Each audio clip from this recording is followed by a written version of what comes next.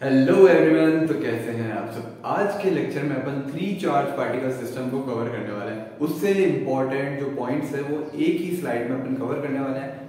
साथ ही NEET JEE और आपके बोर्ड्स के लिए बहुत इंपॉर्टेंट है, जो आपके क्लास 12 बोर्ड्स है उसके लिए बहुत इंपॉर्टेंट है। ठीक है, तो इस लेक्चर में अपन मेजरली 2 केसेस पढ़ने वाले हैं, केस 1 एंड केस 2। केस 1 में अपने पढ़ेंगे कि 3 चार्ज पार्टिकल है, अपन लाइन ज्वाइनिंग के अलाउंग पढ़ेंगे। ठीक है, तो अपने दोनों केसेस लाइन ज्वाइनिंग के अलाउंग पढ़ेंगे, यही अपने सिलेबस में है, इससे बाहर नहीं जाएगा।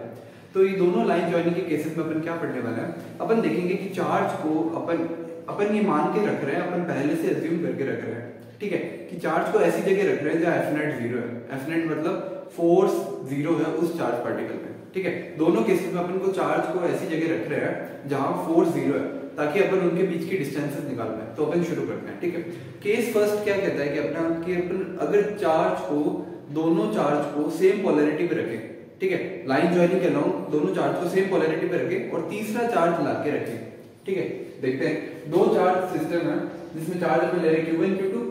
चार्ज का नेचर सेम रखेंगे, अपने नेचर यानी पोलैरिटी सेम रखेंगे। दोनों की क्या बोलते हैं, दोनों के अपने साइन है, यानी प्लस है अगर दोनों, तो दोनों प्लस है, और दोनों नेगेटिव है तो दोनों नेगेटिव है। अपन यहाँ नहीं मान के चल रहे प्लस और नेगेटिव, अपन क्या बोल रहे हैं कि नेचर या पोलैरिटी अपन सेम रखनी है। ठीक है, तो दोनों चार्ज का नेचर और पोलैरिटी सेम रखी। अब अपन मान के चल रहे हैं, दोनों केसेस में मैं आपको क्या बता रहा हूँ, मान के चल रहे हैं कि मैग्नीट्यूड है वो आपका Q1 का छोटा है Q2 से। मैग्नीट्यूड आपका Q1 का छोटा है Q2 से, यानी Q2 का मैग्नीट्यूड यानी Q2 का वैल्यू ज्यादा है किससे, Q1 से। अपन को चार्ज के बेसिस पे नहीं देखना, अपन मैग्नीट्यूड की बात करें, सिर्फ किसकी बात करें, मैग्नीट्यूड की। तो मान के क्या चल रहे हैं कि Q2 है वो Q1 से बड़ा है मैग्नीट्यूड वाइज। ठीक है, अज्यूम कर रहे हैं दोनों केसेस के लिए। अब उस हिसाब से देखते हैं। एक चीज और मैं बता दूं कि अपन जो डिस्टेंस लेंगे ना x, अपन जो x डिस्टेंस लेंगे दोनों केसेस में वो छोटे चार्ज से लेंगे। छोटे चार्ज यानी छोटे मैग्नीट्यूड वाले चार्ज से लेंगे। ठीक है, अपन ने 2 चीजें क्या मानी कि Q2 को मैग्नीट्यूड Q1 से बड़ा मान के रख रहे हैं। ठीक है, और अपन जो x मान के रख रहे हैं, x जो डिस्टेंस मान रहे हैं वो क्या है, वो आपके छोटे चार्ज यानी छोटे मैग्नीट्यूड वाले चार्ज से डिस्टेंस है। ठीक है, अब शुरू करते हैं। अपन ने Q1 और Q2 चार्ज को एक जगह रखा और फिक्स कर दिया। ठीक है, third charge particle placed along line joining. Line joining पर अपन ने जो थर्ड चार्ज पार्टिकल है उसको रखा such that F net on third particle become 0। मतलब ऐसी जगह रखा जहां पे जो फोर्स नेट है Q1 की वजह से और Q2 की वजह से वो हो जाए 0, यानी इक्विलिब्रियम में आ जाए ये चार्ज। मतलब इस चार्ज को ऐसी जगह रखो जहां ये इक्विलिब्रियम में आ जाए। ठीक है, third charge particle placed along line joining such that F net on third particle 0। तो इसको यहां रख दिया। अब पूरी डिस्टेंस क्या मान के रख रहे हैं, फिक्स दैट r डिस्टेंस, यानी Q1 और Q2 के बीच में आपकी क्या डिस्टेंस है, r की डिस्टेंस है। ठीक है, और Q1 से अपन क्या देखेंगे, Q1 से अपन ने माना कि Q1 का मैग्नीट्यूड छोटा है, तो Q1 से x डिस्टेंस पर Q पड़ रहा है और दूसरा ये x है तो ये r - x है। ठीक है, x डिस्टेंस पर Q पड़ रहा है और ये r - x पे Q2 से पड़ रहा है। तो अब जो टोटल डिस्टेंस थी r, अब इसका फॉर्मूला कैसे निकालते हैं। अपन ने क्या बोला कि F net 0 है, यानी फोर्स नेट 0 है, तो अपन कूलॉम का फॉर्मूला लगाते हैं K Q1 Q2 upon r²। ठीक है, तो क्या लगाए K Q1 Q upon x², क्योंकि Q1 से डिस्टेंस अपनी x² है। यहां से क्या लगाएंगे K Q2 Q upon r - x का होल स्क्वायर। तो इससे क्या निकल के आता है, इससे अपनी वैल्यू निकल के आती है x की। x क्या है, छोटे चार्ज यानी छोटे मैग्नीट्यूड वाले चार्ज से आपकी जो पोजीशन पे जो थर्ड चार्ज पार्टिकल रखा है उसकी डिस्टेंस है। ठीक है, जहां वो इक्विलिब्रियम में उसकी डिस्टेंस है। तो x क्या निकल के आता है, r upon under root magnitude of Q2 by Q1 plus 1। ठीक है, under root of Q2 by Q1 का मैग्नीट्यूड लेना है, प्लस 1 करना है। ठीक है, सेम पोलैरिटी में अपने को प्लस 1 करना है। ये आपका मेन फॉर्मूला है। अगर आपको बोल दे कि r - x निकालो, तो आपके पास x की वैल्यू है, आप x की वैल्यू निकाल सकते हो इस फॉर्मूले से। तो इसमें क्या करना, r से माइनस कर देना।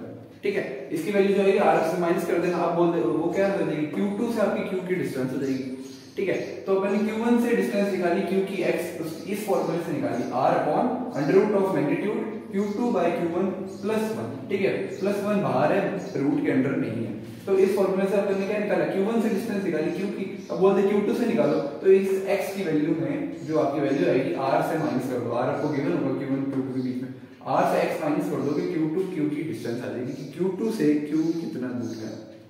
ठीक है, जनरली इसमें एक बात बोलूंगा कि जो आपका थर्ड चार्ज पार्टिकल है वो ऐसी जगह रखा जाता है जहां छोटा, मतलब ऐसी जगह रखा जाता है जहां छोटे मैग्नीट्यूड चार्ज के पास में हो। मान लो एक छोटा मैग्नीट्यूड है, जैसे अपने यहाँ Q1 माना। ठीक है, छोटा मैग्नीट्यूड ऑफ चार्ज है Q1, उसके पास रखा जाता है ताकि वो इक्विलिब्रियम में रहे। अब ज्यादा मैग्नीट्यूड के पास में रखेंगे तो अनस्टेबल इक्विलिब्रियम में आ जाएगा। ठीक है, अब कुछ एक नोट पड़ता है कि अगर Q चार्ज है, तो ये थर्ड चार्ज है, Q charge is on same polarity, अगर ये सेम पोलैरिटी का होगा, मतलब Q1 Q2 जिस पोलैरिटी के हैं अगर उसी पोलैरिटी का हुआ Q और लाइन जॉइनिंग पे रखा, तभी ये जाके क्या होगा, स्टेबल इक्विलिब्रियम को अटेन करेगा, तभी ये स्टेबल इक्विलिब्रियम को अटेन करेगा। अगर Q1 Q2 की अपोजिट पोलैरिटी का थर्ड चार्ज पार्टिकल लिया है, अगर Q1 Q2 की अपोजिट पोलैरिटी का थर्ड चार्ज पार्टिकल यानी Q लिया है, तो ये अनस्टेबल इक्विलिब्रियम में रहेगा। But if opposite polarity then unstable equilibrium along line joining, इस लाइन जॉइनिंग के अलोंग Q है वो अनस्टेबल इक्विलिब्रियम में होगा। ठीक है, समझ आई। अब नेक्स्ट केस पर शिफ्ट करते हैं। यहां तो अपन ने क्या करा, चार्ज पार्टिकल की पोलैरिटी सेम रखी थी, Q1 और Q2 की जो फिक्स कर रहे हैं चार्ज अपन ने, उनकी पोलैरिटी सेम रखी थी। यहां पे क्या करेंगे, उनकी पोलैरिटी अपोजिट कर देंगे। ठीक है, मतलब इस बार वो डिफरेंट नेचर के होंगे, डिफरेंट चार्जेस के होंगे, डिफरेंट साइन के होंगे। ठीक है, कोई ज्यादा फर्क नहीं है, लास्ट में एक फंडा दूंगा वो ही याद करना है, ये मेजर कंसेप्ट है, इसको समझोगे तो वो फंडा समझ आएगा। ठीक है, तो केस 2 क्या कहते हैं कि दो चार्ज पार्टिकल है Q1 Q2, इस बार अपोजिट है नेचर, पोलैरिटी चेंज करती दोनों की। मान लो एक पॉजिटिव है तो एक नेगेटिव है, एक नेगेटिव है तो एक पॉजिटिव है, वो कोई भी हो सकता है। बस अपन को क्या मान के रखना है कि अपोजिट पोलैरिटी है। दो चीजें अपने पहले से अज्यूम कर रखी कि मैग्नीट्यूड ऑफ Q1 Q2 से बड़ा है, sorry magnitude of Q2 Q1 से बड़ा है। ठीक है, ये चीज अपन को दोनों केसेस में फॉलो करनी है कि magnitude of Q2 always greater than magnitude of Q1। ठीक है, और एक चीज क्या मान के रखनी कि x is the distance from small magnitude charge, both cases में दोनों में यही माना है कि x वो डिस्टेंस है छोटे मैग्नीट्यूड वाले चार्ज से। ठीक है, छोटे मैग्नीट्यूड वाले से वो डिस्टेंस है x जहां पे थर्ड चार्ज पार्टिकल लाके रख रहे हैं। ठीक है, जनरली अपन वही रखते हैं छोटे मैग्नीट्यूड के पास थर्ड चार्ज पार्टिकल को, ताकि वो एक स्टेबल इक्विलिब्रियम मेंटेन करे। ओके, तो ये दो चीजें अपन ने मान के रखी। अब अपन ने इसको फिक्स कर दिया r डिस्टेंस पे, Q1 और Q2। इस बार अपोजिट पोलैरिटी है ना, तो मिडिल में नहीं रखा जा सकता। ठीक है, इस बार पोलैरिटी अपोजिट है तो मिडिल में नहीं रखा सकता। इस बार अपन छोटे मैग्नीट्यूड वाले चार्ज की बाहर की तरफ रखेंगे। इस बार छोटे मैग्नीट्यूड, इसमें छोटा मैग्नीट्यूड किसको माना है, Q1 को माना है, तो Q1 के बाहर की साइड रखेंगे, ताकि Q2 है उसका डिस्टेंस है वो ज्यादा हो जाएगा। अपॉन में कोई चीज ज्यादा होती है तो ओवरऑल वो कम हो जाती है। F is equal to K Q1 Q2 upon R square है ना, तो नीचे क्या डिस्टेंस है, अगर ये ज्यादा हुई तो फोर्स कम होगा, और पास किसके है, Q1 के पास है, तो Q1 के पास है ना, तो उसका डिस्टेंस कम है तो उसका फोर्स ज्यादा होगा, तभी जाके इक्विलिब्रियम में आ पाएंगे। ठीक है, इसलिए अपन छोटे पोलैरिटी वाले चार्ज यानी छोटे मैग्नीट्यूड वाले चार्ज के पास अपन रखते हैं। जो थर्ड चार्ज पार्टिकल है, चाहे वो कहीं भी हो, थर्ड चार्ज पार्टिकल अपन छोटे पोलैरिटी यानी छोटी मैग्नीट्यूड वाले चार्ज के पास रखते हैं। इस बार अलोंग द लाइन बीच में नहीं रख सकते, आउटसाइड रखना पड़ेगा। बीच में रखा तो अनस्टेबल इक्विलिब्रियम हो जाएगा क्योंकि पोलैरिटी डिफरेंट है। इस बार आउटसाइड रखेंगे। ठीक है, तो आउटसाइड कहां रखा, Q1 के पास रखा। अब Q1 से Q की डिस्टेंस है x, Q1 Q2 के बीच की अपन फिक्स कर दी थी कि r डिस्टेंस पे फिक्स होंगे। ठीक है, ये x डिस्टेंस है तो ये क्या होगी, r प्लस x होगी। ठीक है, टोटल डिस्टेंस Q2 से Q होगी r प्लस x। अब वही करना है, इसमें भी x निकालना है। ठीक है, x कैसे निकालेंगे, अब वही सेम फॉर्मूला, पहले इसके बीच में गुलाम फोर्स फिर इसके बीच में गुलाम फोर्स। ठीक है, k Q1Q upon x square इसके लिए लगाया।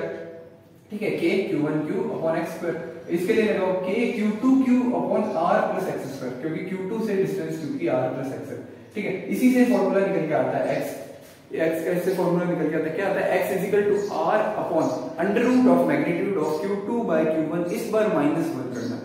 ठीक, इस बार क्या करना, -1। फंडा दे रहा हूं, फंडा याद कर लो कि अगर सेम पोलैरिटी है ना तो नीचे +1 रखना है, सेम पोलैरिटी तो नीचे +1 रखना है। ठीक है, और अगर अपोजिट पोलैरिटी है तो नेगेटिव आएगा, अपोजिट पोलैरिटी है तो -1 रखना है। ठीक है, सेम पोलैरिटी में अपना फॉर्मूला क्या था, x is equal to r upon under root magnitude of Q2 by Q1 +1 था सेम पोलैरिटी। इसमें क्या करना है, अपोजिट पोलैरिटी में +1 को -1 करना है। x is equal to r upon under root of magnitude of Q2 by Q1 -1 है वो आपके रूट से बाहर। ठीक है, ये फंडा था मेन। अब मैंने आपको पूरा बताया तब जाके आपको कंसेप्ट बैठा, वो कंसेप्ट ही याद करना है। मेजरली दो फॉर्मूले याद करना है, ये और ये। इसको अगर आपके बोर्ड में आए कि डिफाइन करके बताओ तो ये थ्योरी आप देख सकते हो। नीट जेई में तो आपको सिर्फ एमसीक्यू टिक करना है, सॉल्व करना है, तो इस फॉर्मूले से सॉल्व हो जाएगा इजीली। ठीक है, बोर्ड्स के लिए थ्योरी सफिशिएंट है तो मैंने थ्योरी भी साथ में लिखी है।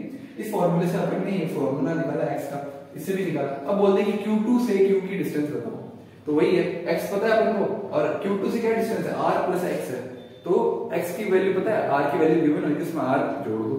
ठीक है, r के साथ x की वैल्यू जोड़ दो तो आपकी Q2 से Q की डिस्टेंस आ जाएगी। Q1 से तो अपन ने निकाल ली ये फॉर्मूले की। तो हमेशा याद रखना कि x है वो स्मॉल मैग्नीट्यूड वाले चार्ज से लिया जाएगा। इसमें तो अपन ने क्या मान के चला है कि Q1 स्मॉल है, कल को बोल दे आपको कि Q2 स्मॉल है, फिर Q2 से जो डिस्टेंस होगी ना स्मॉल, वो होगी x। ठीक है, इसमें दोनों केसेस में यही एज्यूम करके चल रहा हूं ताकि आपके माइंड में इजीली बैठ जाए। ऐसा कोई फिक्स नहीं है कि एनसीईआरटी में यही दिया है यही आएगा, Q2 भी स्मॉल हो सकता है। ये बताने का मतलब है, ये एग्जांपल इसलिए दिया है क्योंकि छोटे मैग्नीट्यूड के पास अपन रखते हैं थर्ड चार्ज, उस डिस्टेंस को x माना जाता है।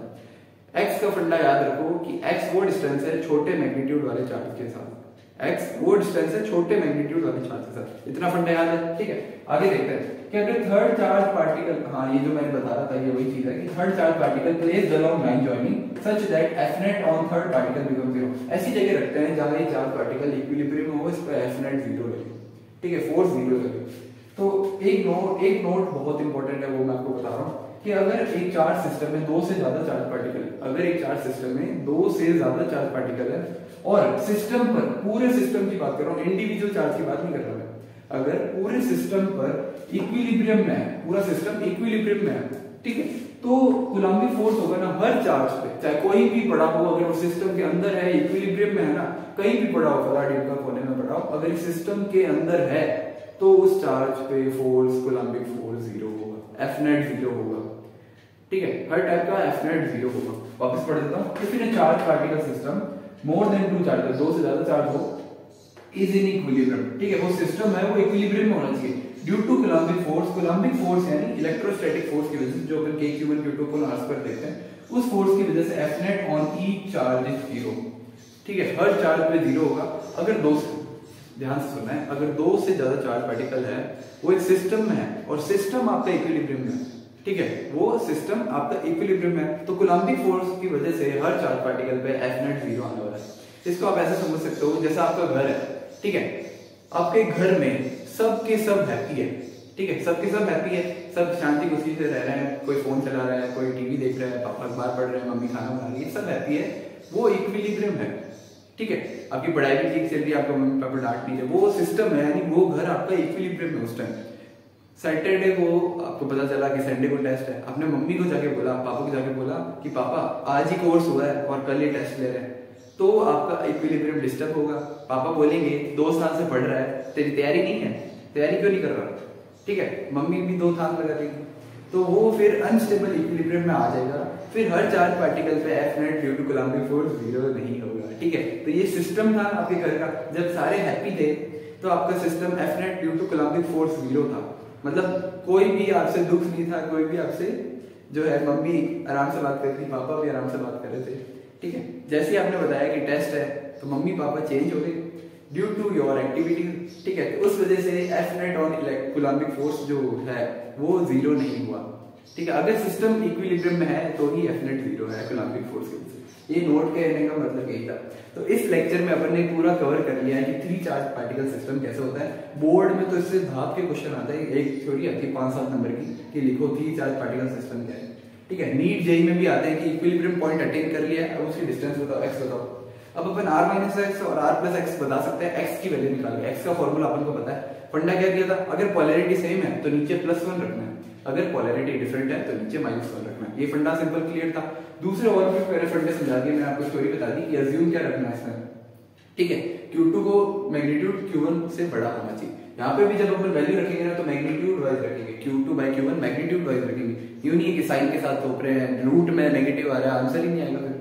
ठीक है, यहाँ पे भी अपन मैग्नीट्यूड वाइज ही रखेंगे, ये ध्यान रखना। तो ये पूरे लेक्चर में 3 charge particle along the line joining upon complete किया। नेक्स्ट लेक्चर में अपन इलेक्ट्रिक फील्ड इंटेंसिटीज को कवर करने वाले हैं, वो कैसे वर्क करती है, उसकी क्या क्या प्रॉपर्टीज है, उसके क्या क्या फॉर्मूलाज है। ठीक है, वो सब अपन कवर करने वाले हैं। टेस्ट चार्ज के बारे में जानने वाले हैं, मेन बात ये। ठीक है, तो इस लेक्चर में अपन ने फुल ऑन 0 से लेके 100 तक कवर किया। बेसिक का जाना कि 3 चार्ज पार्टिकल सिस्टम क्या है। 3 चार्ज पार्टिकल सिस्टम पे मैंने इक्विलिब्रियम का बहुत अच्छा एग्जांपल बताया आपको, नोट से समझा के, आपके घर वाले एग्जांपल। ठीक है, तो नेक्स्ट पार्ट के लिए प्रिपेयर रहिए। इसमें अगर कोई भी डाउट आए, कोई भी क्वेरी आए, आप कमेंट में लिख सकते हैं और कोई भी सजेशन हो आप दे सकते हैं। Thank you.